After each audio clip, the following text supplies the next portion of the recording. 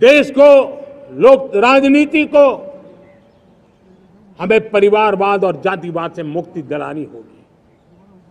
आज मैं देख रहा हूं मेरे सामने जो नौजवान है, उसमें लिखा हुआ है माय भारत, जिस संगठन का नाम है उसकी चर्चा लिखी है, यहाँ बहुत बढ़िया तरीके से लिखा हुआ है। माय भारत के अनेक मिशन है।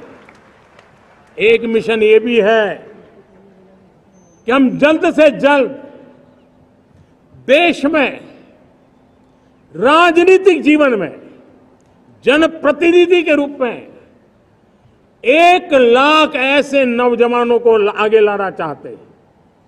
शुरुआत में 1 लाख नौजवानों को आगे लाना चाहते हैं जिनके परिवार में किसी का भी कोई राजनीतिक बैकग्राउंड ना हो, जिसके माता पिता भाई बहन चाचा मामा मामी कभी भी राजनीति में नहीं रहे, किसी भी पीढ़ी में नहीं रहे, ऐसे होनहार नौजवानों को फ्रेश ब्लड 1 लाख, चाहे वो पंचायत में आए, चाहे नगर पालिका में आए, चाहे जिला परिषदों में आए, चाहे विधानसभा में आए, लोकसभा में आए, 1 लाख नए नौजवान, कोई भी प्रकार का पूर्व का राजनीतिक इतिहास उनके परिवार का ना हो, ऐसे फ्रेश लोग राजनीति में आए ताकि जातिवाद से मुक्ति मिले, परिवारवाद से मुक्ति मिले, लोकतंत्र को समृद्धि मिले। और जरूरी नहीं है कि एक दल में जाए, उनको जो पसंद हो दल में जाए, वो दल में जाकर के वो जनप्रतिनिधि बनकर के आगे आए।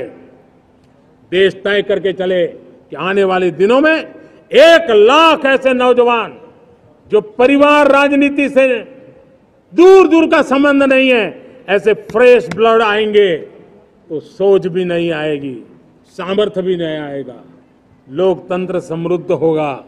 और इसलिए हमें इस दिशा में आगे होना है। और मैं चाहूंगा कि देश ने बार बार चुनाव इस देश की प्रगति में रुकावट बन रहे हैं, गतिरोध पैदा कर रहे हैं।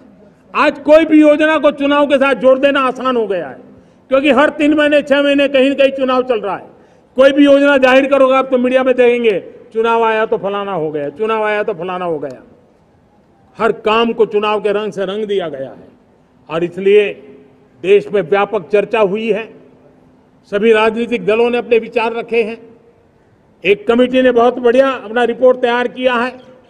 1 नेशन 1 इलेक्शन के लिए देश को आगे आना होगा। मैं लाल किले से तिरंगे की साक्षी में देश के राजनीतिक दलों से आग्रह करता हूं, देश के संविधान को समझने वाले लोगों से आग्रह करता हूं कि भारत की प्रगति के लिए, भारत के संसाधनों का सर्वाधिक उपयोग जन सामान्य के लिए हो, उसके लिए 1 नेशन 1 इलेक्शन के सपने को साकार करने के लिए हमें आगे आना चाहिए। मेरे प्यारे देशवासियों, भारत का स्वर्णिम कालखंड है। 2047 विकसित भारत, ये हमारी प्रतीक्षा कर रहा है।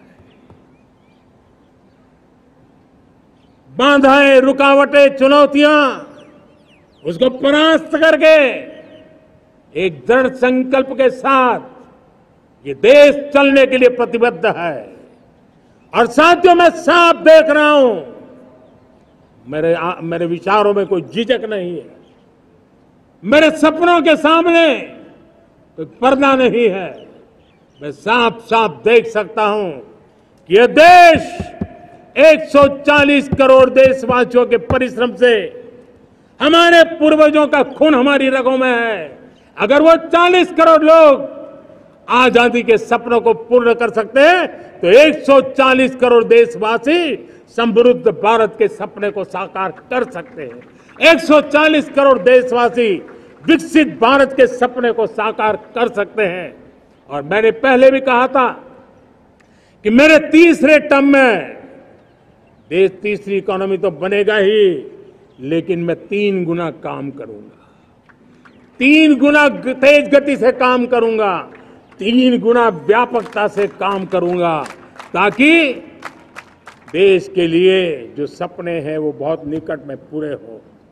मेरा हर पल देश के लिए है, मेरा हर क्षण देश के लिए है, मेरा कण कण सिर्फ और सिर्फ मां भारती के लिए है।